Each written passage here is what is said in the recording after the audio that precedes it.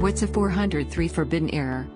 The 403 forbidden error occurs when the web page, or other source, you're attempting to start in your browser is a source which you're not permitted to access. It's so-called a 403 error because that's the HTTP status code that the web server uses to describe that sort of error. You usually get this error for one of two reasons.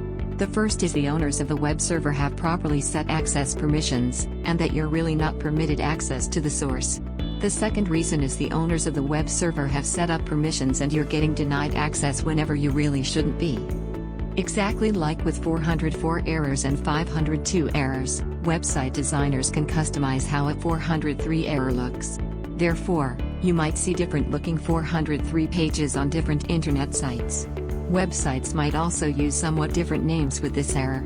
For instance, you might see things such as 403 forbidden, HTTP 403 forbidden, HTTP error 403 forbidden, HTTP error 403.14 forbidden, error 403 forbidden, you don't even have permission to access on this server, error 403 forbidden. Though the majority of the time, there's not much you may do to fix things on your end.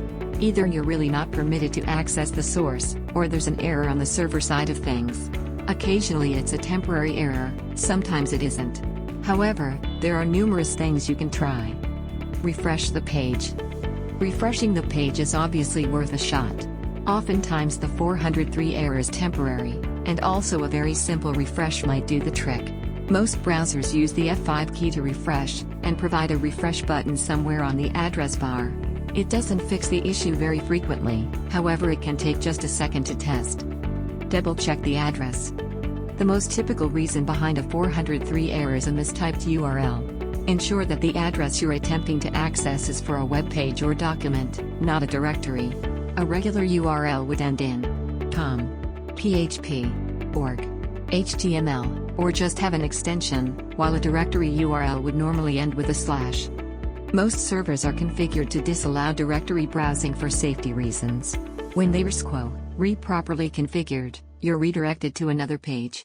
When they re not, you might see a 403 error. Clear your browser cookies and cache. It's also possible the page with the error has been cached in your browser, but the real link was transformed on the internet site. To test out this possibility, you'll have to clean your browser cache and cookies. Clearing the cache won't affect your surfing experience much, but some internet sites may take a number of additional seconds to load as they re-download all the previously cached data. Clearing cookies means you'll have to sign in again to most internet sites.